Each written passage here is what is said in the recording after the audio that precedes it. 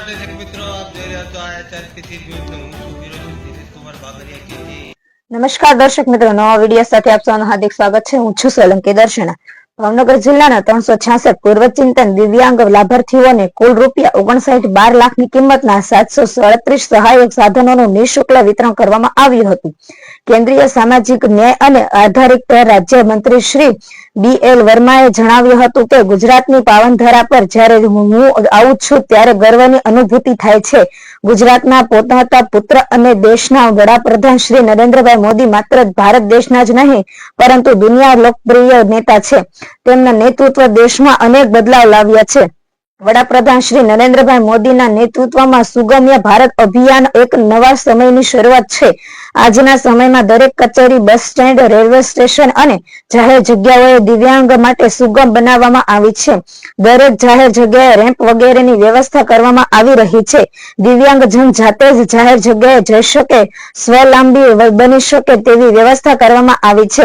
સરકાર દિવ્યાંગજનોને આત્મનિર્ભર બનાવવા સતત પ્રયત્ન કરે છે. ADIP યોજના હેઠળ લાખો દિવ્યાંગજનોને નિઃશુલ્ક આધુનિક સહાય સાધનો આપવામાં આવે છે. તેમણે કહ્યું કે છેલ્લા 11 વર્ષમાં દિવ્યાંગજનોને સાધન સહાય માટે અંદાજે 18,000 થી વધુ કેમ્પ આયોજન કરવામાં આવેલ છે. 31 લાખ કરતા પણ વધુ દિવ્યાંગજનોની સુધી સહાય પહોંચાડવામાં આવે છે. તેમણે ઉમેર્યું હતું કે વડાપ્રધાન શ્રી નરેન્દ્રભાઈ મોદીએ દિવ્યાંગજનોના રહેલી દિવ્ય શક્તિ ઓળખી છે. દિવ્યાંગજનો નામ આપીને દિવ્યાંગજનોને સન્માન આપ્યું છે. આજે દિવ્યાંગજનો પેરા ઓલિમ્પિક જેવા રમતોમાં શ્રેષ્ઠ દેખાવ કરી દેશનું નામ રોશન કરી રહ્યા છે.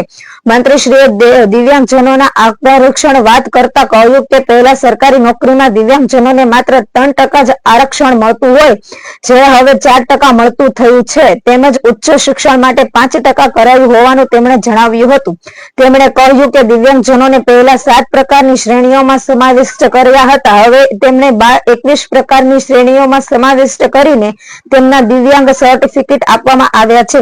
વડાપ્રધાન શ્રી નરેન્દ્રભાઈ મોદીના નેતૃત્વમાં પ્રધાનમંત્રી આવાસ યોજના અંતર્ગત પાકા મકાનો, ઉજ્જવલ યોજના અંતર્ગત ગેસ કનેક્શનો, નલ જલ યોજના અંતર્ગત દરેક ઘરોમાં પાણી પહોંચાડવાનું કામ કરવામાં આવી રહ્યું છે.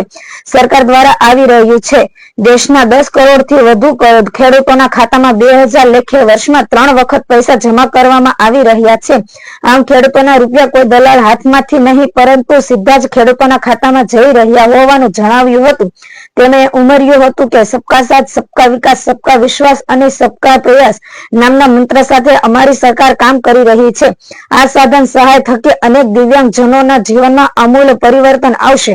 આત્મનિર્ભર બનશે એટલું જ નહીં વિકસિત ભારત અભિયાનમાં સહભાગી બનશે તેવો દ્રઢ આત્મવિશ્વાસ તેમણે વ્યક્ત કર્યો હતો. આ પ્રસંગે કેન્દ્રીય રાજ્યમંત્રી શ્રીમતી નીમુબેન બાંભણિયાએ જણાવ્યું હતું કે વડાપ્રધાન શ્રી નરેન્દ્રભાઈ મોદીના નેતૃત્વમાં ભારત દેશમાં અનેક ક્રાંતિકારી બદલાવ આવ્યા છે.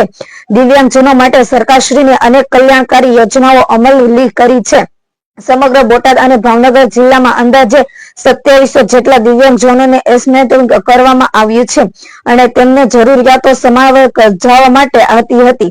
સરકારની ADIP યોજના અંતર્ગત આજે પાલિતાણા ખાતે 367 જેટલા દિવ્યાંગજનોને અંદાજે ₹60 લાખ કિંમત મોટરાઇઝડ ટ્રાયસાયકલ, વ્હીલચેર ચલાવવા, ઘોડી જેવા વિવિધ 19 પ્રકારના 737 જેટલા સાધનો આપવામાં આવ્યા છે.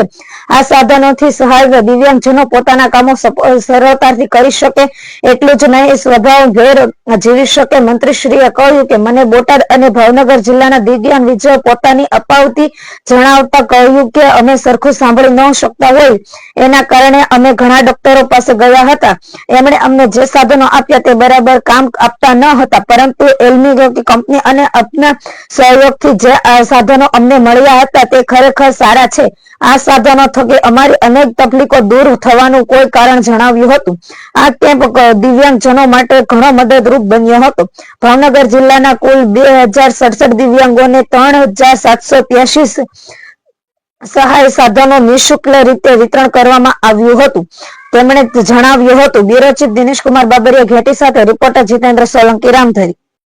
જેટલા લાભાર્થીઓને જુદા જુદા પ્રકારના 400 કરતાં પણ વધારે સાધન સહાય મળવાના છે અને 60 લાખ કરતાં પણ વધારે આ સાધનો છે એ દિવ્યાંગજનોને આપવાના છે. આદરણીય વડાપ્રધાન શ્રી નરેન્દ્રભાઈ મોદી સાહેબના નેતૃત્વમાં આજે દિવ્યાંગજનોને દરેક જગ્યાએ પ્લેટફોર્મ મળી રહ્યા છે.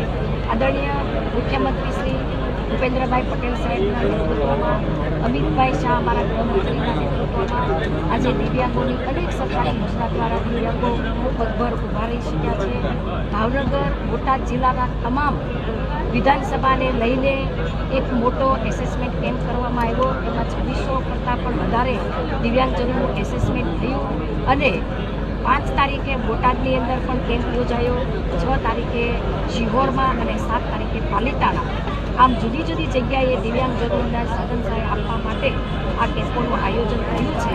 ત્યારે દિવ્યાંગજનોને એના જીવનમાં સરળતા મળે અને એના બાઇસિકલ મળવાથી કે કોઈ સાધન સહાય એમની જરૂરિયાત પ્રમાણે જે મળ્યું છે અને એને લઈને એને આનંદ અને એના જીવનમાં સરળતા આવશે, એના જીવનમાં પરિવર્તન આવશે, ખૂબ આગળ વધે એવી પણ હું શુભેચ્છાઓ પાઠવું છું.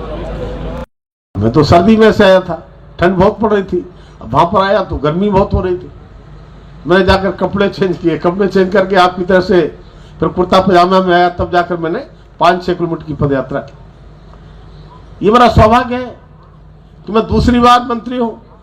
इससे पहले जब मैं राज्य मंत्री था तो इस देश के यशस्वी गृह